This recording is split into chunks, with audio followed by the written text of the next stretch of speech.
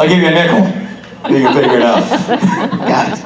Ladies, the stage is yours. Thank you so much. Thank you. Thanks for having us. Hi, guys. Hi, guys. Hello, everyone. Yeah, you take those pictures. You take those phones out. You take those pictures. Well, I'm not doing something ridiculous. I actually, can I make a confession? I save the ladies' pictures, like from these panels that people send a lot of the time, because I just love having pictures of all of us together. We're usually laughing, and when I laugh like this.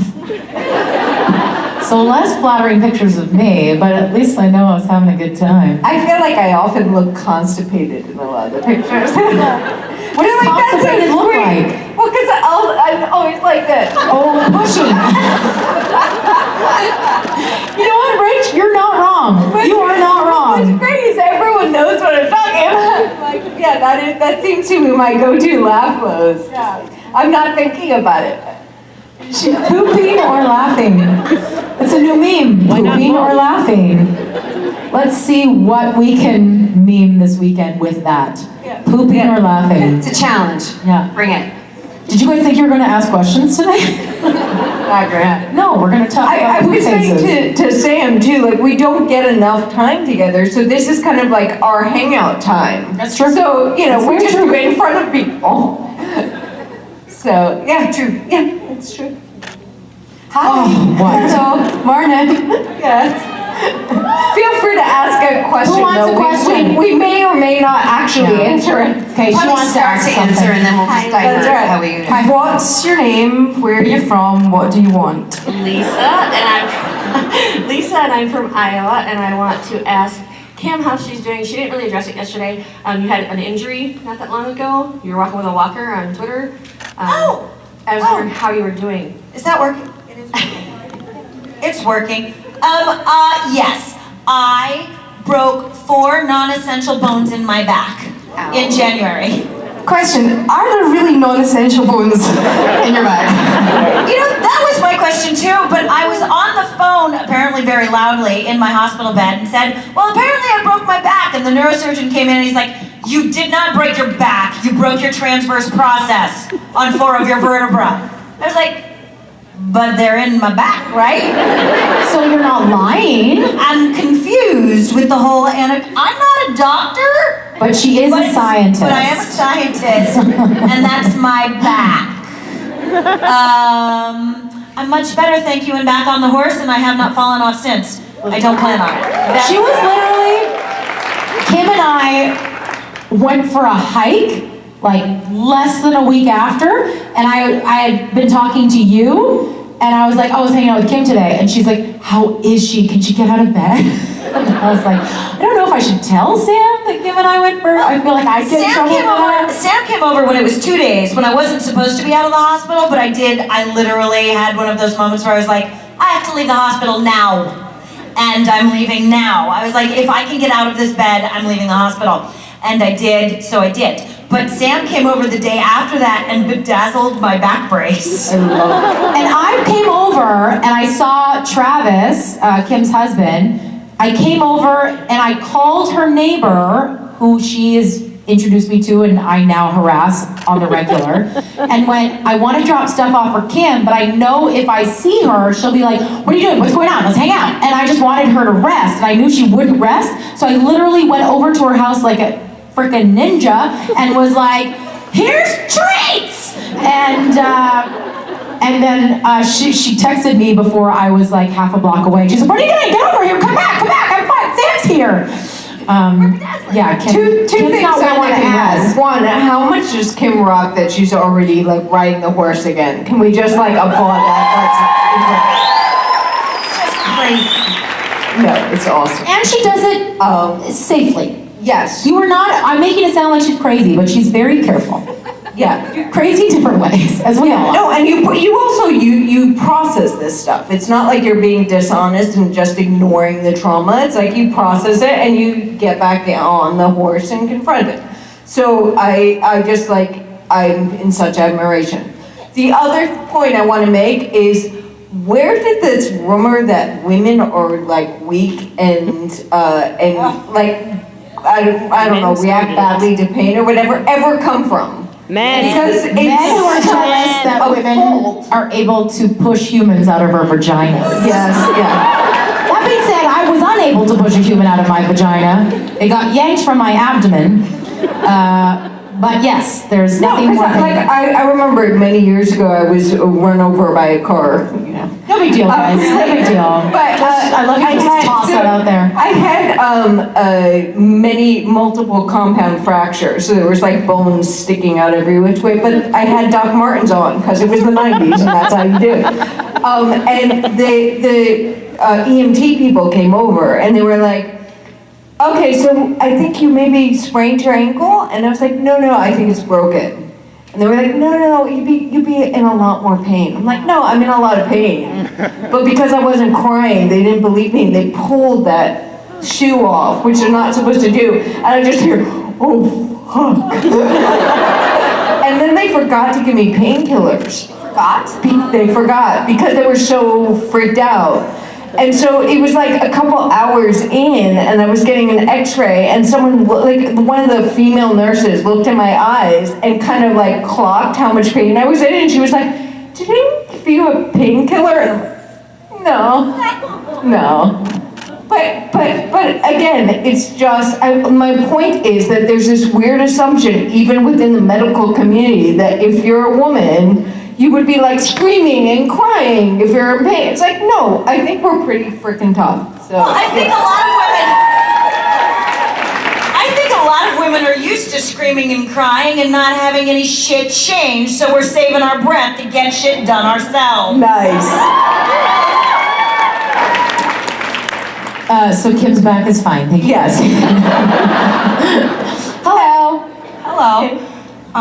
So these conventions take up a lot of your time, and thank you for that. And I was just wondering what your favorite part of doing them is. Pizza. No, oh God.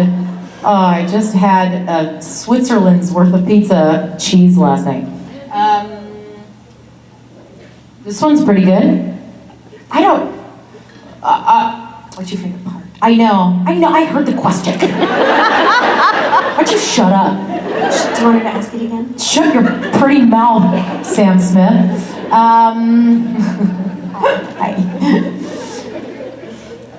It's hard to choose the favourite moment, right? You've got the bit sometimes when Jared like hugs you and puts his entire body weight on you until you collapse on the floor. That's always a highlight. For me, I don't know about you. I mean, this is easy Ruth for, go? like, to me, it's the conversations. The conversations with all of you that we have, like, in the green room where we get that time, the conversations at the meet and greets, the conversations at the panels, just, there are so many interesting, amazing topics, and I always feel so much richer, and I don't get that kind of connection in any other part of my life. That's true. I also really like the photographs afterwards where I look like a good singer. Like, so many people in my real life are like, wow, you really sing at these conventions. And I'm like, you know what, there's amazing fans who take pictures and make me look like Well, you're an actress, you play a rock star yeah. really well. Yeah, so And she can sing, I mean, come on. So the convention, my favourite bits of conventions can go on for weeks afterwards, you know, in hindsight. That's another thing, yeah. Also when like you get your tea brought to you in the morning, that's fun too. I love it when they go, Briana, what would you like for lunch today? Nothing makes me feel fancier than somebody like going, can I help you with something in your day? Like, you really don't need to, but thank you so much. I love the little sparks of that affirm what my belief life's purpose is. I love the fact that I see someone say I'm inspiring them to start a goal 5 years ago, and 5 years later I see them achieving that goal with a new light in their face that I have a small part of. I love being taught by people who are doing things because I apparently taught them. We had a little gal show up at the PJ party, and it was her first time. And she was apologizing because she was so enthusiastic she made necklaces for everyone. And I was like, that's me. I apologize for the gifts that I bring. And I bring them, and you take them, and you say thank you, and you bring gifts back. And that's God. So that's my favorite part.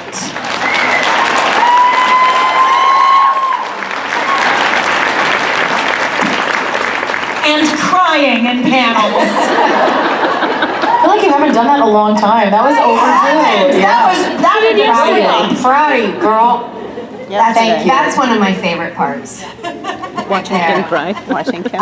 If I just had to add one little thing, it's that the candor, the bravery and honesty that we get from you, but then I always feel that I can be just honest and I can express and say things that I don't say out in the wild that often because it's such a safe place. And I feel that like people come to my table and they tell me things, I'm like, wow, like that was really personal and I'm so honored that you shared that with me. And it's safe to say it to me and it's safe to say it to anyone here, especially before. And it's safe back. And I have so much appreciation for that. I know it's, because I was being a bit flippant before, but really it's how much you guys give us. It's just incredible. It's amazing to me that I'm in that position of privilege to receive from all of you. And I have a drawer in my house full of all the little bits and pieces of everything that everyone's ever given me. And yeah. Thank you. Hiya. Hi, I'm Jordan, also known as Chigon Baby. And I just wanted to say first that I love the women of Supernatural. You guys are awesome. And my question for you is, what would be your perfect lazy day? Well, stay in the pajamas and order food that hopefully comes into the house to the couch where I'm sitting. That's what I have a child for. See, and I was gonna go, will the child be there? Because that is there are no lazy days with young children, I feel. Mine's old enough that I'm like, get the door. I still have to wipe my butt. Jensen and I were having a conversation about that last con. Just like the conversation of, did you wipe? Did you wipe? Do I have to check? That's literally the conversations at our house. Front to back. Yeah, always front to back. Front to back. She always goes, she calls to me, Mom, I did a really big stinky poop, come check. I still do that. Yeah. Poor Angel.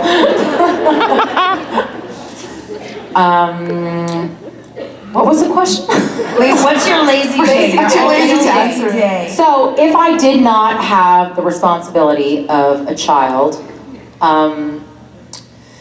it would be, for sure, fire in the fireplace. My husband, I love hanging out. I just love hanging out on the couch with my husband. He is my home. He is my safe place. He is everything that I cannot be, and I'm so grateful for him, and I want to spend all of my time forever with him. And he makes the perfect fire that lasts forever in our fireplace. And then we'd probably smoke some marijuana. Just a tiny bit. And then we'd watch Saturday Night Live, which is our favorite thing to do, is just laugh and laugh and laugh. That sounds pretty dope. I had a perfect lazy day yesterday. I flew in a day early because I love Chicago so much. And I downloaded Supernatural and watched Sam's episode on the hour-long journey into town. And I have to say I did actually cry in the taxi. And then I went to the art gallery, pretended to be intellectual for half an hour, and then went to Topshop, because you've got one of the best Topshops in America, is in Chicago. And then went for dinner. And again, thank you. It's because of you guys I could have that perfect lazy day. That was yesterday. I suck. My perfect lazy day that I've been trying to finance is my husband and my child are in a hotel someplace not here. My apartment is mine, and I get to take everything out of the shelves, Marie Kondo the fuck out of that place, clean what needs to be cleaned, and it will stay clean until they come home.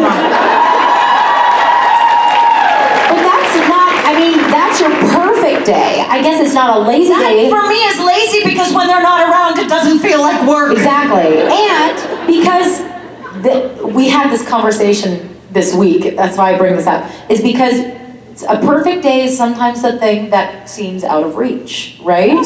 And so if we are used to, I don't want my child to not be around, she's just around all the time. And I also get a break from my husband and child when I go to conventions, but you want something different than what you have. I want ease. To me, lazy means ease. Now, there is an ease that comes with work. There's an ease that comes with finding your seat. And yeah, it's hard to hang on, but you're with the horse at the canter, and this is lazy, even though I could die any second. To me, that's still lazy because there's ease with it, and so much of my brain creates such a lack of ease in my life that when things are easy, it feels lazy to me. But on that note, so my perfect lazy day would be sitting either in the woods or by a body of water. I love. I thought you were going to say by a body. Well murdered. Yeah. Good for you. Good for you. Be peaceful, anyway. Is she pooping or laughing? Somebody said pictured it naked as well. I don't know why. That's where my brain went. Both of you. You and your naked body friend. Oh, is she pooping or is she laughing? You're welcome. I'm sorry, I interrupted your journey. Please go on.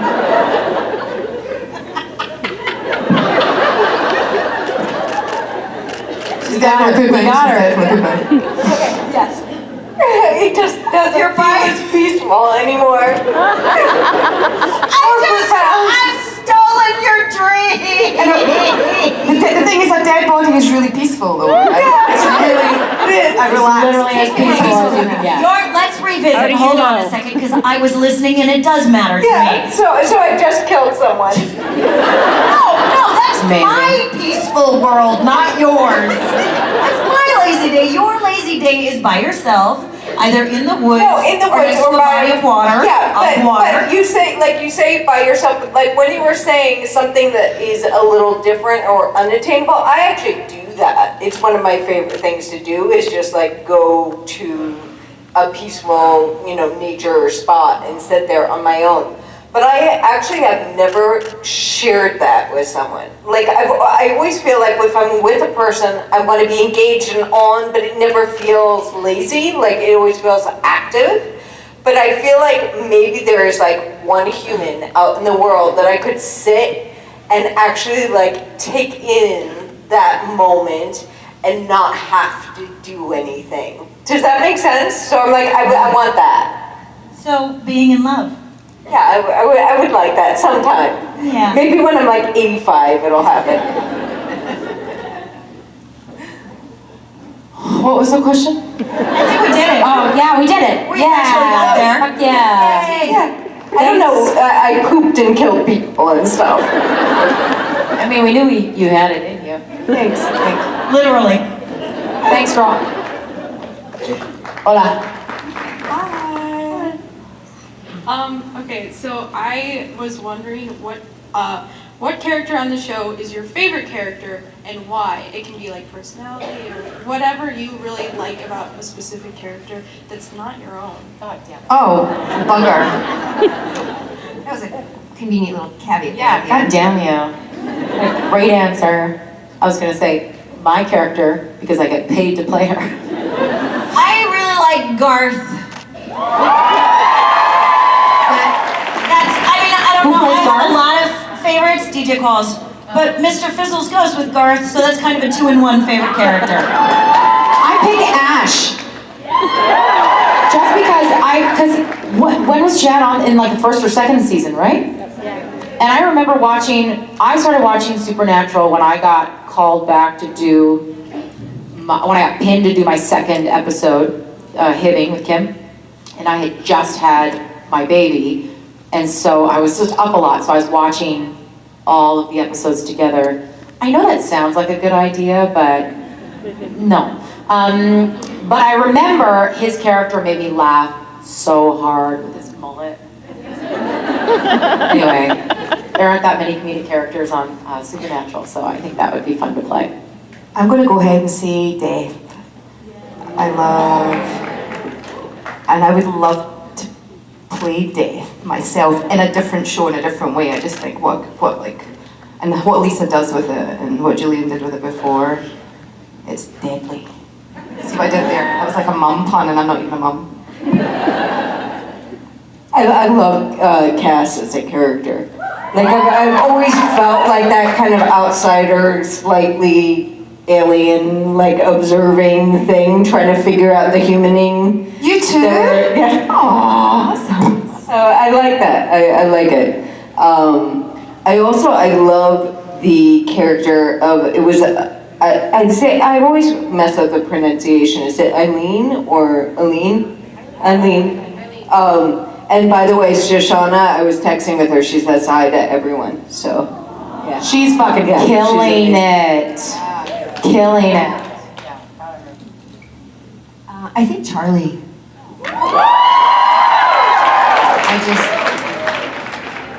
I mean, and it's gonna sound silly, but like, I love Meg, I love these guys, I want to be Magic, so,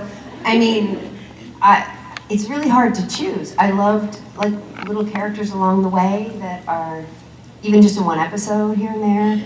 I love your friendship with Felicia as well, that's the thing, I think. And that's part of it too, I love Felicia so much. Yes. While we're talking about characters, can we all just like have a moment to acknowledge Mary for a second? Oh gee, because that was like to me one of the most magical characters. I am so grateful, Sam, for you bringing that to life. And we were talking, I was saying like, you don't see a lot of women that are strong being women. Like she was not strong as a man. She was strong as a woman for female strengths, her maternal instincts and all that. Like that was just very rich and very real and really so beautiful. And thank you, Sam. And can I just to say that behind the scenes as well, never a more beloved person on set. You got cake, didn't you? She got cake, and she. Thank you.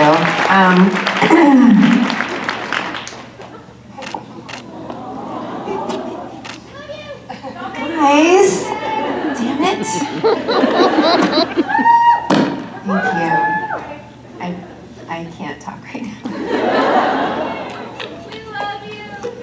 Next question. Yeah, Kim. Hiya. I'm Zoe. It's so good to see you guys. So every time I come and I see you guys talk, I always leave so inspired. And next year will be my senior year of college. And so I was wondering, like, it's kind of terrifying because I see it more as like the end of my college career rather than like the beginning of everything else. And so I was wondering if anybody had like advice for going in more optimistic. Oh my God, it's gonna fucking rock being free of institutionalized education. Oh my God, when I am in an environment where I have to attach to an outcome, I can't be authentic. I have to slot myself into what needs to be done to get where I want to go.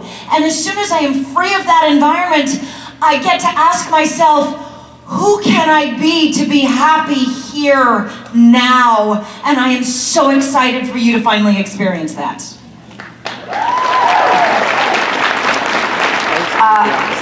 What Kim said. No, and also, it's super exciting, but it is a little scary because we're used to institutionalized environments. We're used to people telling us what we should be doing. And we too often, like as humans, we tend to even take cues, whether it's from the television shows we're watching or whatever, like these are the molds we're allowed to fit in and anything else we're not. And so it is a scary time, but it's such an exciting time. I'm so excited for you and well done for making it through. But one thing I will say is one of the good things about institutionalized education is they keep forcing you to ask questions, because you have essays and things like that where you have to examine from a different angle. Make sure you keep doing that in life, because otherwise you will start falling into the ruts that other people have put there, and keep questioning it. So yeah, that's my... I'm going to piggyback on Rachel a little bit. Something that we were talking about in our meet and greet this morning is how society and institutionalized education creates a need within people because it benefits them. And what's going to be exciting for you is that you are going to be able to develop the muscle to need nothing, to only find everything that you ever need forever within yourself. And that's when you will be your strongest and you will be free to give everything. And that's when we can be of true service to our fellow humans in our world. And that's how our world becomes more abundant, is by needing nothing and giving everything. And that's going to be so exciting for you.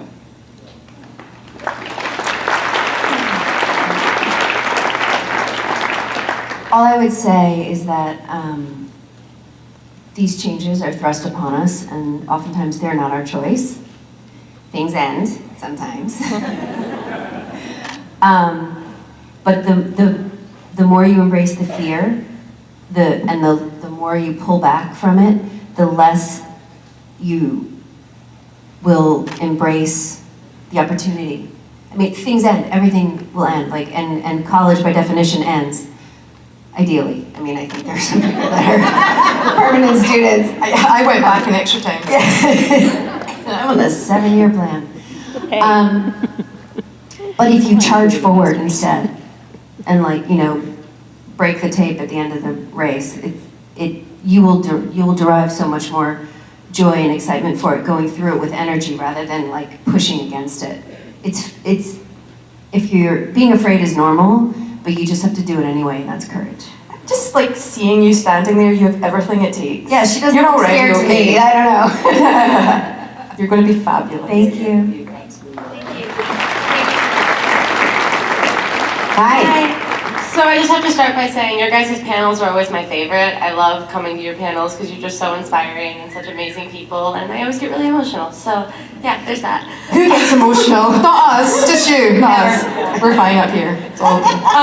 But in relation to the idea of being inspiring, I'm a very musical person, so I was kind of wondering if you guys had any songs or any music that really inspires you.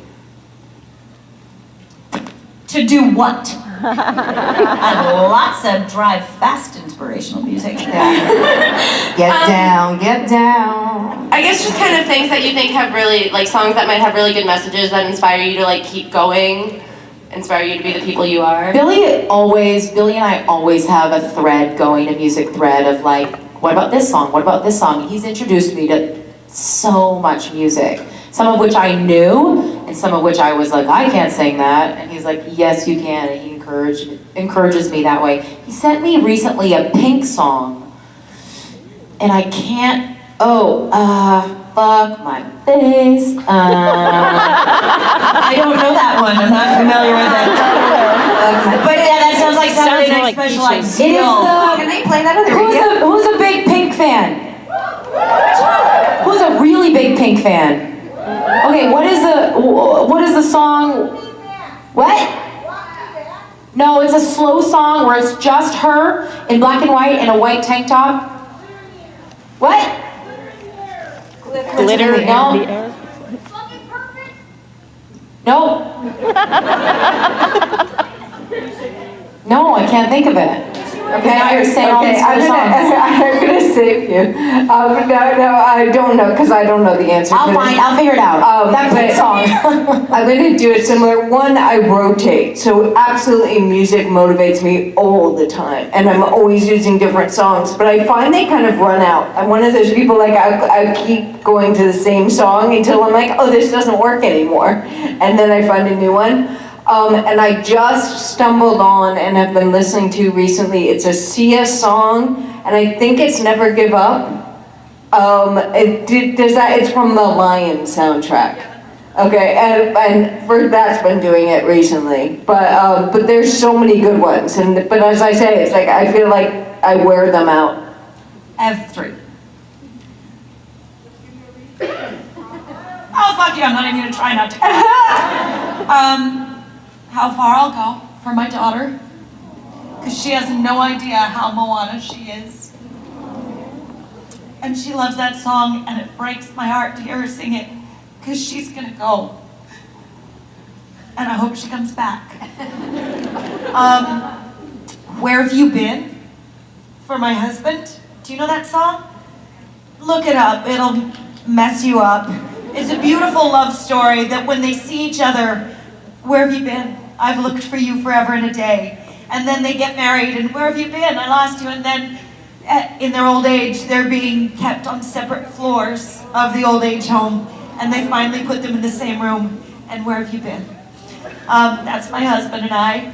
And then a song by Tori Amos called Winter. That is the most touching expression of love. And love between 2 broken people, unable to see you the way I see you. And when you're gonna love you as much as I do. So those are my 3.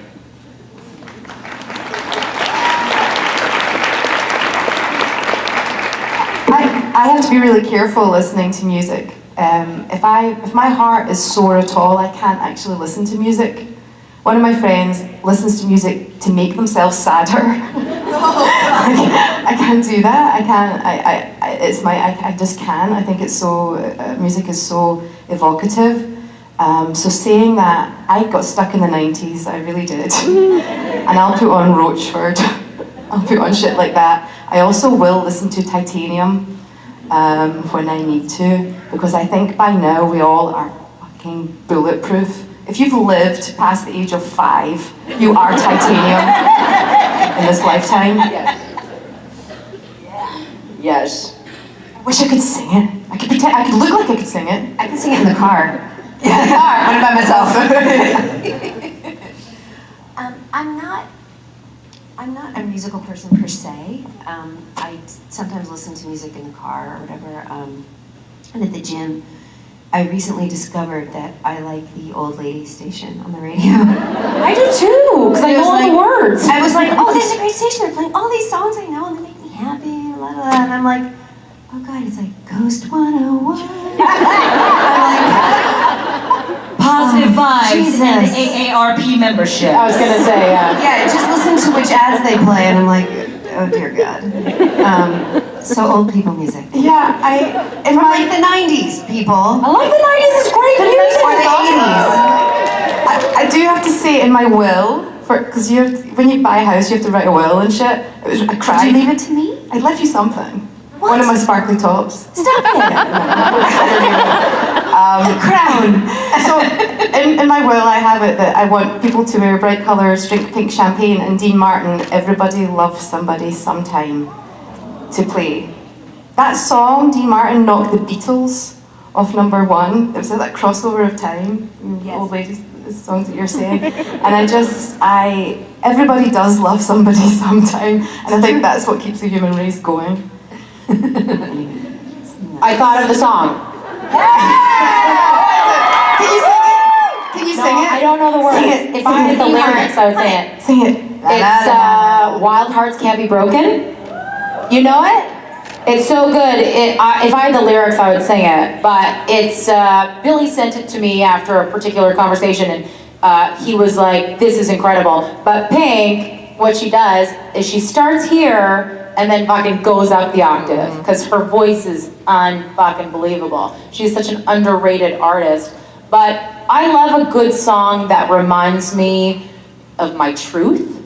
It reminds me of my voice, reminds me of my real reason to be here, reminds me of what I have to offer the world. And when music can do that, I think it's really incredible. And I think when artists think that they aren't offering anything, you know, you hear artists sometimes say, well, it's not rocket science, you know what I mean? It's not. It's something else, but it's still intensely important for the planet to continue.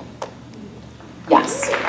I think that the people that say it's not rocket science, it's one of those things that we as humans do, though, that, slightly off topic, is if something comes more easily to you, if you're good at something naturally, and maybe you work at it to get even better, but it's not something you struggle to figure out, you don't value it. You know, like, if you're super smart, you're like, I just am, and you don't realize how valued and lucky and needed your gift is. I can't imagine a life without music, right? Without songs, like that's the thing. We're going deep. Soundtrack. We're going there. We're going down the rabbit hole. ladies. I'm sorry. You started at Rhodes. Let's rabbit hole, it's fine. Thank you for your questions. Thank you. Thank you. Hello, what's your name? Where are you from? What do you want?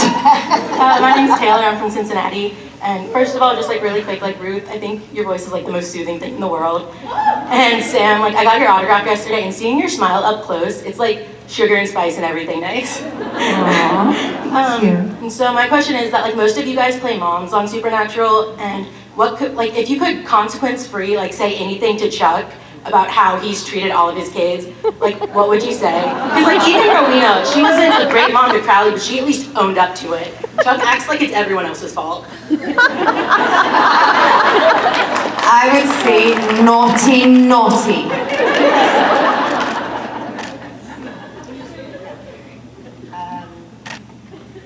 We need to talk about several things. It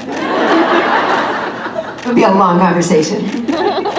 Whereas I think Jody would just be this.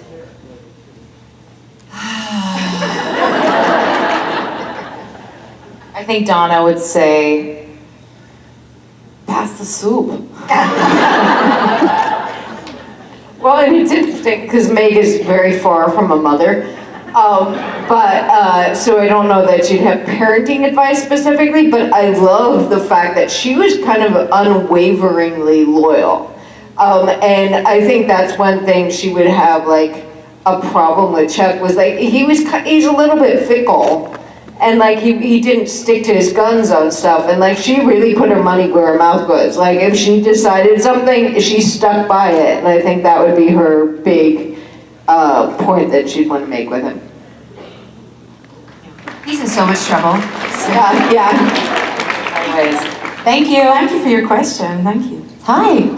Hey. Hey, Hey, so I'll make this a quickie since people have heard this question many times already. This is mainly just for Rachel and Sam because you three beautiful humans there were in a so-called parody recently. Yes. And Rachel and Sam, you two weren't, so just to make this quick, what would you guys have wanted to do in that parody? Yeah. Have you seen Ghostbusters? Definitely would. I must have seen it. I mean, I feel like I can remember little pieces of it, so unless there was like a preview, I must have seen it. I would have liked to have been some terrifying ghost. Yeah. I think it would have been funny if you, if Was they on the had ceiling. used their fire extinguishers and put you out. And you're like, Totally. That's going to change the course of history. Yeah. They should have. They missed a trick there. It seems like that's kind of a layup, right? I'm just They saying. didn't ask you. That's No, why. nobody asks me. I don't know. I with Ghostbusters, I mean, I feel like there was a lot of room for the demon possession stuff. Like there, whatever. There's that. But I will say also, in terms of the Hollywood parodies, the first one I saw was Shake It Off. And I cried during that because I just loved, I thought they captured so well the like joy and insouciance and camaraderie of this group. And I was like, that's the kind of thing I felt like I saw the essence of so many of the people that I know and love just in that. And I didn't know how they captured that. And so, yeah. So that I just want to acknowledge. To capture Jensen's shimmy is something that we will take While he's with still us like looking to our directly graves. into the camera with his stone cold blue Blue eyes. steel. Yeah. Thanks, Sammy. Did you just say blue? Bonjour, ça va? Hi, I'm Katie. Sorry, I've been crying. So have we. It's okay, love. First, I want to thank Kim and Briana for your panel yesterday because a lot of the stuff you said like literally made me weep because it touched me so much. And I did the Katie, I love you in the mirror today. You did? I did. Oh, I'm so proud of you. So proud of you. I suffer from anxiety and depression and a lot of self-doubt, so your words mean a lot to me. All of you are really strong female role models for me, and your characters especially, and I've appreciated all the panels because now I've gotten to know you as people. And I just want to know who is the strong female role model in your life that kind of made you who you are? I have a lot. And so this is a common question that we get, and I have a lot of answers to them. There's a lot of women who inspire me. The women on this panel inspire me for many different reasons. I'm very proud of myself lately, and I think that we don't take time to do that for ourselves, to be proud of any obstacles or challenges that we're overcoming. I think we need to do that a little bit more often. Professionally, someone who's inspiring me lately a lot is Mindy Kaling. Does everybody know who she is? She is an incredible force who started at such a young age in the writer's room, became an executive producer, got a deal memo, or a production deal for her own show, and at the last Sundance Festival, her movie starring Emma Thompson was acquired, sold for a record amount of money. Mindy Kaling, who's also a single mom of like a less than 1-year-old child. And I think that women like that in our industry don't get celebrated enough, especially,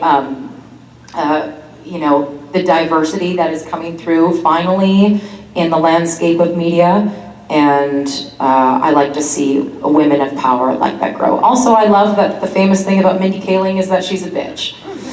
Because you know who else is supposed to be a bitch? This guy. And Tina Fey, and Amy Poehler. Women who ask for what they want are bitches, so we all a bunch of bitches, y'all.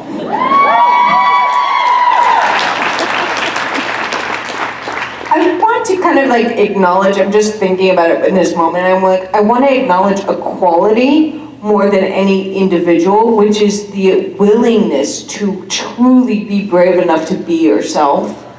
And that's why, like, I want us, all of us, as women, as men, I don't care, but all of us to keep redefining what it means to be an individual, to keep questioning, to keep challenging, like, to keep being brave enough to break with the norm or the status quo or the ideal, because there are so many different forms of strength and things like that. When I think of like what might inspire me, I love certain types of female roles. Like I saw Captain America 3 times because I like seeing a woman who can kick butt or whatever. But that's like a very... Captain Marvel? Yeah, Captain Marvel. What did I say? Captain America. Okay, sorry, Captain Marvel. Yeah, no, but all I'm saying is that it is because that speaks to me right now as an individual. I need to see that. Also, I have physical obstacles that I have to overcome every day. So seeing a really strong female character, literally physically strong, helps to motivate me. But that's a specific need, and all I'm saying is find that strength in each individual moment, and that is what is admirable. And you will be my hero for that moment, so.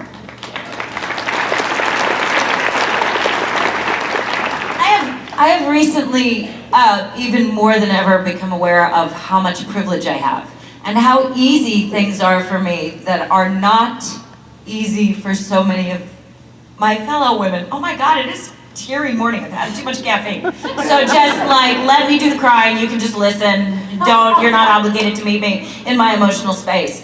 But that said, women who do things I do with the deck stacked so fiercely against them.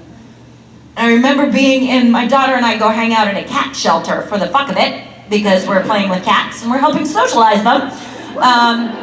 And so this woman came in on her bike that I'd seen at the exit for the freeway asking for money.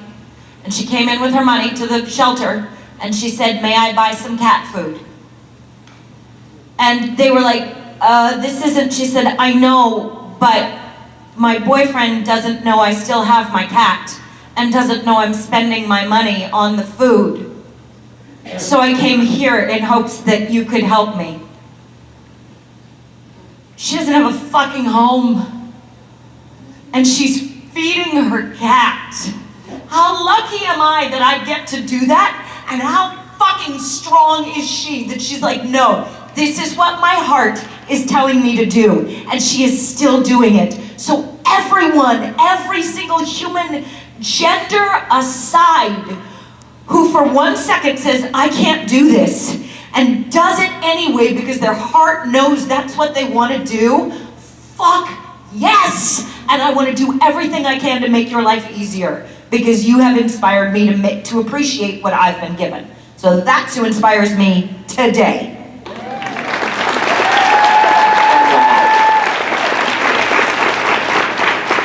How many times have you tried to open a pickle jar that wouldn't open and screamed, "I can't fucking do this"?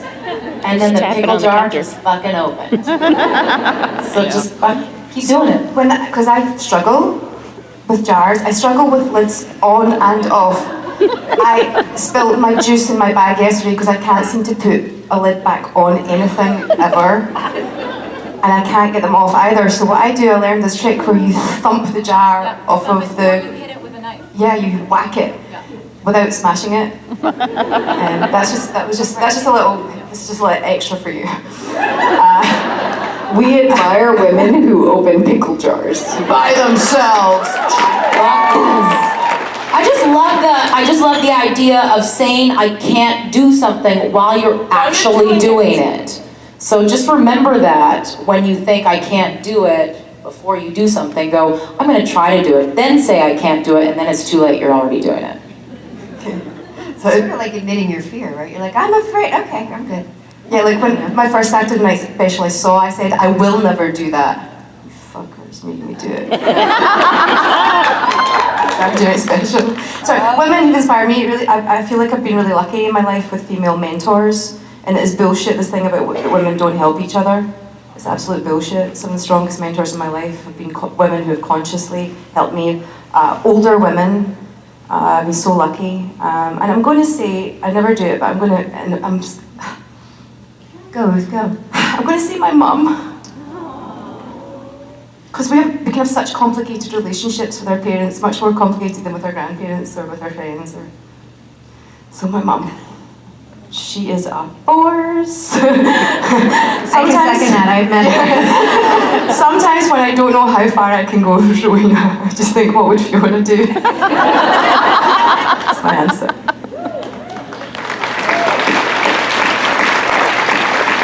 Just quickly, there have been many, again, starting with my mom, but through some peers, some women who are older, what I find most inspiring is there's always this complicated relationship with femininity and power, right? Rachel touched on that before. And I see, like in American politics, for example, and maybe not just American, but women in politics who are strong often are like they're playing a man. You know what I mean? Like the way they talk and and it's not just how they dress or whatever, it's like the way they talk and it's like it doesn't need to be that way. And I've had the fortune of meeting many women, and even recently, I'll go and say Nina Lopez Carrado, who is a director of Supernatural. I met her and I was like, that's Nina, because she's like tiny and sweet and really pretty, and you're like, okay, and I am so guilty of this. I'm like, how can she be powerful? Well. The boys work for her, like, hey, she's like, and they're like, she's just a force, and she's so talented, and she knows it. She doesn't lord it over apologize anyone. for it. And never Just apologize. hide it. Nope. She just gets shit done. But here's the piece that is so inspiring to me. She's kind, she's polite, she's feminine, she's lovely and friendly and charming, and a fucking badass. So she's all these things, and she's not in any way trying to play the boys' game. And I just, in this era of changeover, and this place that we're in, I just find that really inspiring. Yeah, that's awesome. Thank you. Take one more question here. Last call for alcohol. Hi, my name's Mary. Hi. Again, my question is if you had the opportunity to pose for the cover of a book, what pose would you do and what would you want the title to be? Shall we just do the poses? Yes. And you, What book? What book? Romance novel. Any book that you could possibly want to do, any genre. I mean, you guys are so inspiring. You do self-help books for all of us. I have so many of us. I have a silly answer because I actually did book covers when I was younger, where they like draw. Yeah, of course. And what you always have to like whatever pose or facial expression you're making, you have to make it like times 20. So it was really funny. And like as a kid, so my poses were always like, because I did like a series about like young witches and things like that, but it would always be like, oh. So like, you know, and then they'd be like, can you open your mouth a little wider? so now we've had the pooping, now we've got the other. Yeah, so I think book cover, and I'm like, oh, I probably have like a really wide open mouth, that's all I know. I've read that book. Wait. And Said very quietly. Are you going to take it anywhere? Yeah. I think you won. I don't know. No, you win. Mine would depend on the cover. I did a photo shoot a couple years ago where I just posed with a bunch of food, which was very fun. I did an ice cream cone, I did McDonald's, but I was like full makeup and hair, and that was really fun. Yeah, I like the idea of doing something. One of my favorite covers is Tina Fey's Bossy Pants. I think that's a brilliant cover. Something like that, that'd be fun. I would be standing between Aziraphale and Crowley because that would mean there would be a Good Omens 2 and I'd be in it.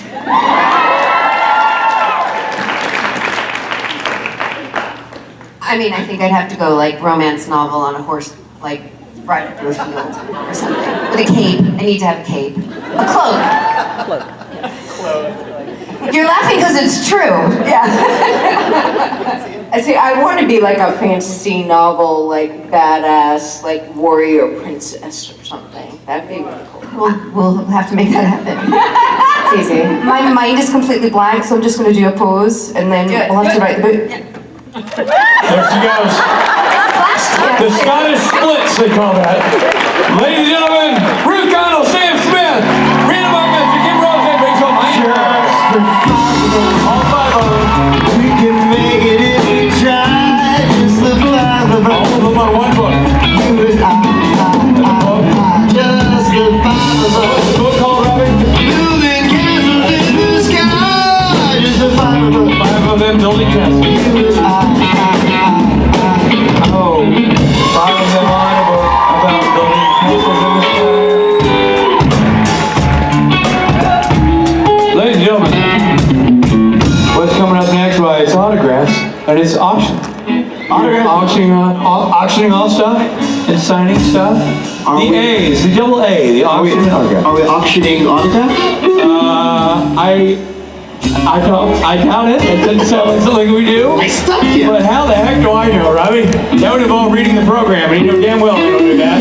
So we have auction, we have autographs, and then later on we come back and we have more people on this very stage. Oh yeah. Saturday is just beginning. So we'll see you back here in a few minutes, everybody. Hang in there. You killed it.